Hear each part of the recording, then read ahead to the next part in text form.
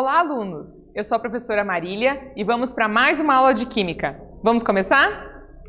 Então, os objetivos da aula de hoje: conceituar balanceamento de reações químicas, compreender a relação entre a quantidade de reagentes e de produtos e praticar o conhecimento por meio de questionamentos e atividades. E quais são os questionamentos da aula de hoje? Olha só. Para que serve uma balança? Como efetuar o balanceamento de reações químicas? Então, essas perguntas vão estar norteando a nossa aula de hoje. Então, vamos relembrar um pouquinho o conceito de reações químicas. Então, uma reação química é uma transformação da matéria em que ocorrem mudanças qualitativas na composição química de uma ou mais substâncias denominadas reagentes, resultando em uma ou mais denominadas de produto. E na hora de escrever, a gente sempre coloca reagente, seta, produto. E você pode ler a seta como se fosse formando. Então, reagente formando produto. E note que no trecho aqui ele fala que ocorrem mudanças qualitativas, ou seja, na qualidade, nos tipos, mas não nas quantidades, tá? Tudo que eu tenho de um lado da seta, do lado dos reagentes, eu preciso ter do outro lado, conforme as leis que nós vamos ver a seguir. Relembrando também a classificação das reações químicas que vimos em aulas anteriores. Então, temos reações que são de síntese ou adição, temos reações de simples troca ou deslocamento, reações de análise ou decomposição e reações de dupla troca. O contexto das nossas reações, então, as leis que regem esse processo do balanceamento das reações.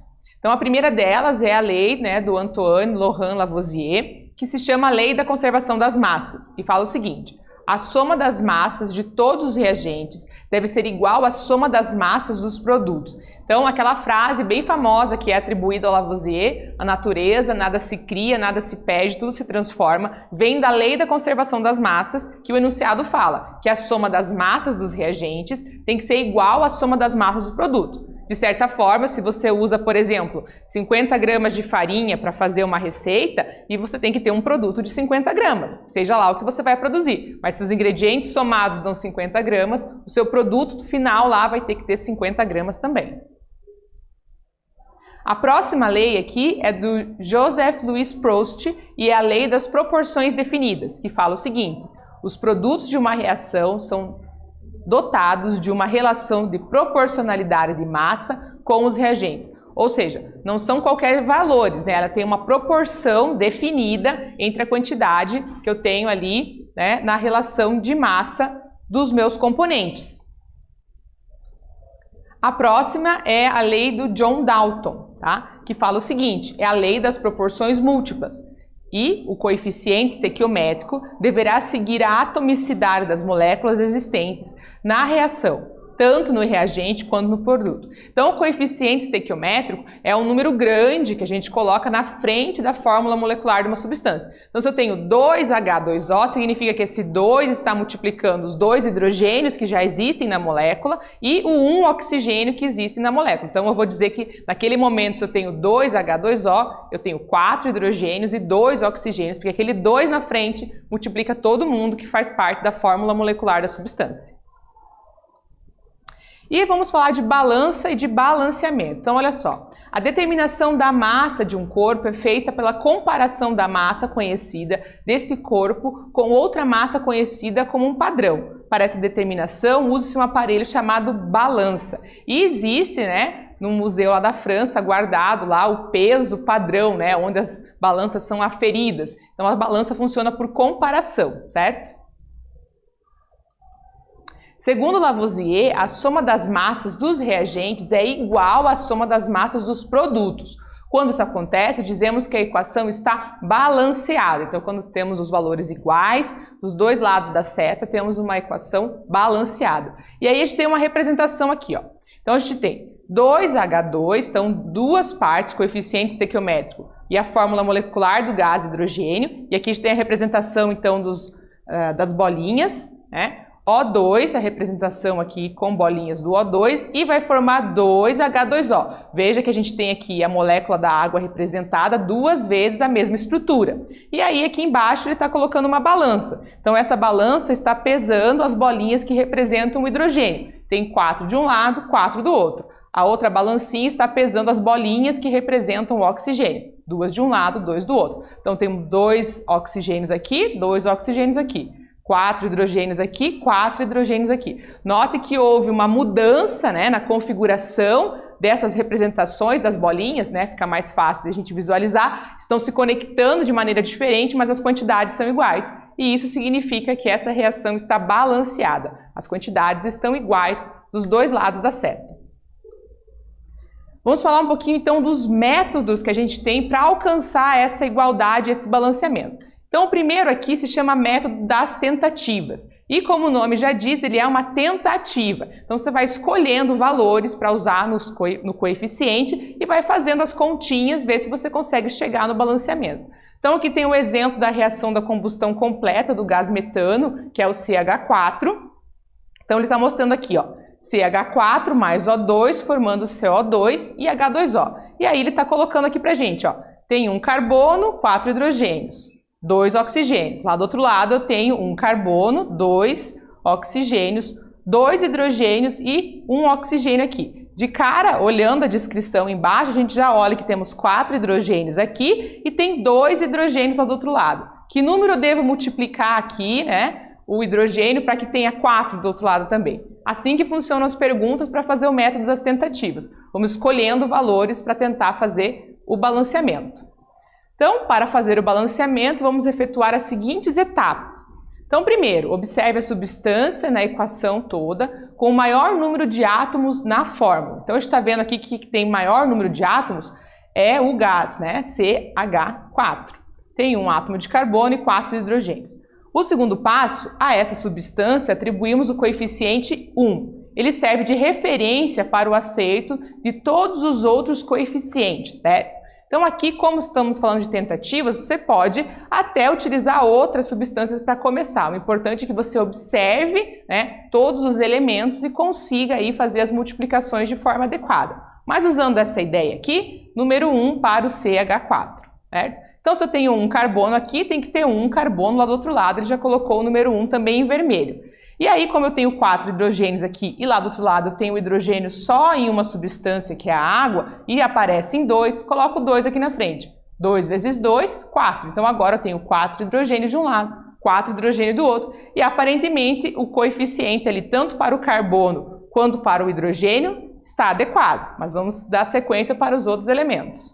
Agora só falta acertar o coeficiente do oxigênio, no segundo membro. Como o coeficiente já está definido, a gente tem o seguinte. Então, se aqui desse lado a gente tem 1 vezes 2, 2 oxigênios aqui, e 2 vezes 1, 2 oxigênios, somando tudo aqui, temos 4 oxigênios do lado dos produtos. Aqui, como a fórmula molecular é O2, vamos multiplicar, então, o coeficiente 2. 2 vezes 2, 4. 4 oxigênios de um lado, 4 oxigênios do outro. Então, assim, no primeiro membro, devemos ter 4 átomos de oxigênio, ou seja, 2O2. E aí o balanceamento com o coeficiente estequiométrico certo, 1, 2, 1 e 2, a nossa equação está balanceada. E aí aqui a gente está olhando, né, novamente a nossa reação aqui sem balancear, observando, né, as bolinhas que representam as substâncias e os elementos.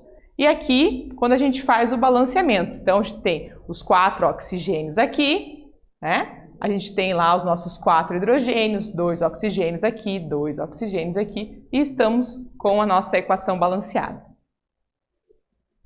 Vamos fazer a atividade 1 agora para testar esse conhecimento? Olha só. Escreva as 4 equações balanceadas descritas nos textos 1, 2, 3 e 4. Então o texto 1 fala o seguinte. Na queima de combustíveis fósseis, carvão e derivados do petróleo, queima-se também o enxofre sólido, presente em tais combustíveis considerado impureza. 2.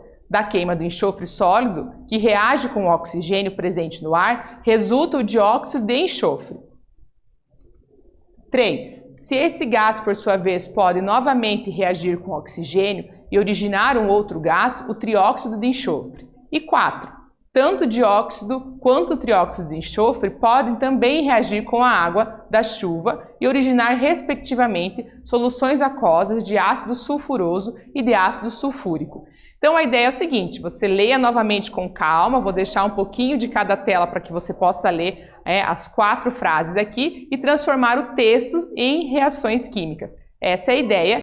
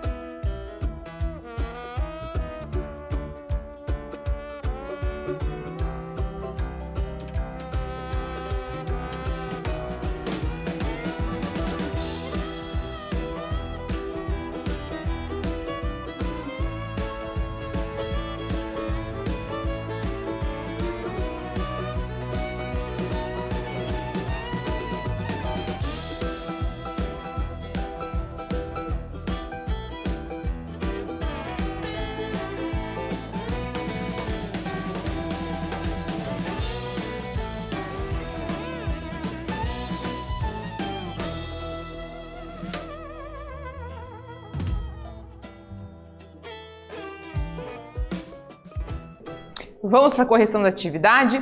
Olha só. Então, na primeira aqui, a gente tem o enxofre mais o oxigênio formando o SO2, porque ele fala que é a combustão, e aí a combustão é a presença do gás oxigênio. E é uma combustão incompleta, não tem a formação de água. O segundo também é combustão, e nota aqui que estamos usando o coeficiente fracionário, né, 0,5. Podemos usar, ao menos que o exercício diga com bastante clareza que ele quer os menores números inteiros. Caso contrário, você pode usar 0,5 meio como coeficiente estequiométrico. Também aqui representando a frase lá de combustão. Depois era adição com a água, então SO2 com água formando lá o ácido, SO3 com água formando outro ácido e os coeficientes do balanceamento, certo? Vamos agora para a atividade 2, olha só. Considerando-se a equação química não balanceada e admitindo-se para o balanceamento o coeficiente 6 para cada produto, diga qual será o coeficiente de cada reagente. Então, a ideia aqui é que você já tenha escolhido o número 6 para os produtos, quais são os números que você vai usar nos reagentes para que fique o balanceamento correto. Agora é com vocês.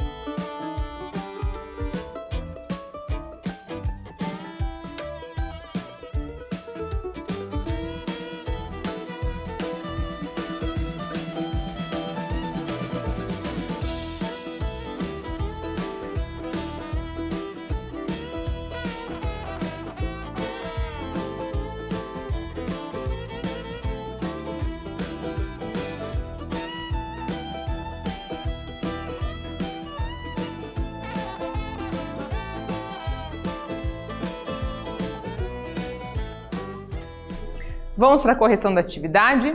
Olha só. Colocando o coeficiente 6 nos produtos, ficamos com a equação dessa forma, com o 6 lá nos dois produtos. Temos 6 átomos de magnésio, então esse será o seu coeficiente no reagente. Então aqui Mg6, porque lá do outro lado também tem 6 Mg aqui. Temos 12 átomos de cloro e 12 átomos de hidrogênio nos produtos, porque multiplicamos o índice 2 pelo coeficiente 6. Então, o índice é um número pequeno, né? E coeficiente é um número que está grande aqui, né? O coeficiente do HCl no reagente deve ser 12, né? Porque aqui 6 vezes 2, 12, 6 vezes 2, 12. Então, 12 para o HCl. Portanto, o coeficiente de cada reagente, respectivamente, é 6 e 12. Vamos falar sobre um outro método para fazer o balanceamento, que se chama método da oxirredução. Então, como nas reações de oxirredução ocorre a transferência de elétrons, para balanceá-la devemos igualar o número de elétrons perdidos e recebidos. Para isso, devemos inicialmente determinar o número de elétrons perdidos ou recebidos para cada espécie química que corresponde à variação do número de oxidação que a gente chama de delta NOx. A partir desse conhecimento, iremos determinar a quantidade necessária de cada espécie para obter a igualdade do número de elétrons. Então, vamos dar uma olhada num exemplo. Olha só. Uma lâmina de alumínio, o Al, foi mergulhada numa solução aquosa de sulfeto de cobre, que é o CuSO4, ocorrendo a formação do cobre metálico, Cu, e de sulfato de alumínio, Al2SO4,3. E aí a gente escreveu aqui a equação sem nenhum coeficiente, então não está balanceado. Essa reação pode ser representada na forma iônica da seguinte forma. Então, a gente está separando aqui os íons, né? O Al, que era sólido, tem o NOx 0, né? E depois o cobre aqui 2 mais, lá o alumínio mais 3 e o cobre sólido 0.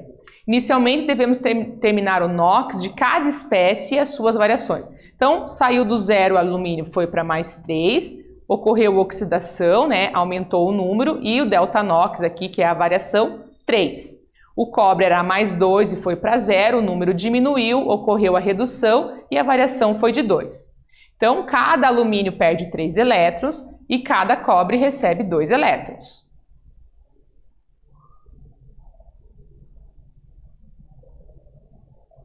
A seguir, devemos igualar o número de elétrons. Então, um átomo de Al perde 3, 2 átomos de Al perdem 6. Um íon cobre aqui recebe 2, 3 íons vão receber 6. Esses números de átomos correspondem aos coeficientes dessas espécies. A partir desses determinados, né, os coeficientes das outras espécies, obteremos a equação balanceada. Então, aqui eu coloco os coeficientes. Então, 2Al para formar 2Al lá, 3Cu, 3Cu também do outro lado. Agora, ajustamos a quantidade de elementos na reação inicial. Tá? Então, essa era a nossa reação inicial lá, sem nenhum coeficiente. Então, o Al aqui recebe 2, o Cu recebeu 3 e vamos fazer a multiplicação para o enxofre e para o oxigênio. Então, 3 enxofre, 12 oxigênios. O alumínio aqui já está, né? Al2, então está balanceado. Né? O enxofre 3, 3. O oxigênio aqui, porque é 4 vezes 3, né? 12 dos dois lados. E o cobre, 3 estão lá e 3 estão aqui pelo coeficiente. E agora ela está balanceada. Vamos tentar então uma atividade no método da oxirredução. O ferro, importante elemento usado em pontes, estruturas, aços, ferramentas, entre outras aplicações, não é encontrado puro na natureza. É obtido pela redução da hematita, que é F2O3, nos altos fornos mediante a seguinte equação não ajustada. Faça o balanceamento da equação dada utilizando o método da oxirredução, mostrando as variações eletrônicas dos elementos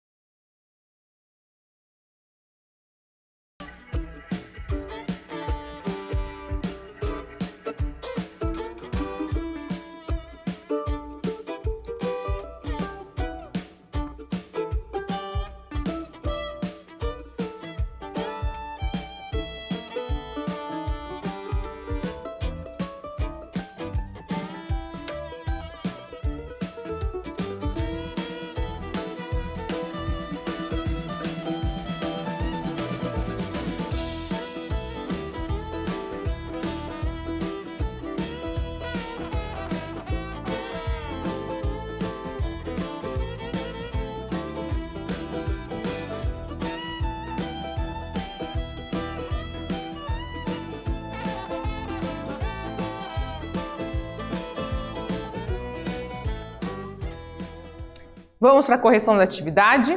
Olha só. Então aqui a gente tem a nossa equação e estamos colocando aqui, né, os NOx de cada um dos elementos. Lembrando que o somatório dos NOx na formação da substância é 0, né? E quando eu tenho uma substância simples, como é o caso do ferro, aqui também é 0. Então lá, o ferro é mais 3, o oxigênio menos 2. O carbono é mais 2, o oxigênio menos 2. O ferro aqui, substância simples, 0. O carbono aqui está participando, né, com 4 e o oxigênio menos 2. E a gente já consegue observar quem foi que sofreu o processo de oxidação e redução. Então o ferro saiu de mais 3 e foi para 0, ocorreu a redução. O carbono saiu de mais 2 e foi para mais 4, ocorreu a oxidação. E aí aqui a gente está calculando o delta NOx. Então para o carbono, delta NOx 2, para o ferro, delta NOx 3. A seguir, devemos igualar o número de elétrons e ajustar a reação inicial. Então, se um carbono perde 2 elétrons, 3 vão perder 6 elétrons. Se um ferro recebeu 3, 2 ferros devem receber 6. Inclusive, devemos sempre considerar, né, que se ele perdeu 6, tem que receber 6, né? O número de elétrons ali também tem que estar equalizado. E aí, utilizando esses coeficientes, então, né, o 3 para o carbono aqui e o 2 para o ferro, a gente vai colocando os outros na sequência. Então, temos 2 ferros aqui, 2 ferros do outro lado. 3 oxigênios. Com mais 3 oxigênios aqui, um 3 na frente lá, 3 vezes 2, 6. Então, 6 oxigênios, 6 oxigênios. 2 ferros, 3 carbonos, 3 carbonos. E a equação está toda balanceada. E no Pensando sobre a aula de hoje, eu trouxe aqui para vocês, né, uma atividade que é um joguinho que você pode estar acessando através do QR Code apontado aqui para a tela, lá do PET, e ele fala sobre balanceamento de equações químicas. Então tem o joguinho e a introdução da ideia, você pode estar mexendo ali, né, no seu joguinho para observar de uma maneira bem lúdica como que faz esse balanceamento, vendo a balancinha ali se movimentar até ficar equalizada. Nesta aula, nós estudamos o conceito, né, de balanceamento de reações químicas, compreendemos a relação entre quantidade de reagente e de produto e praticamos o conhecimento com atividades. Espero que vocês tenham gostado e até breve!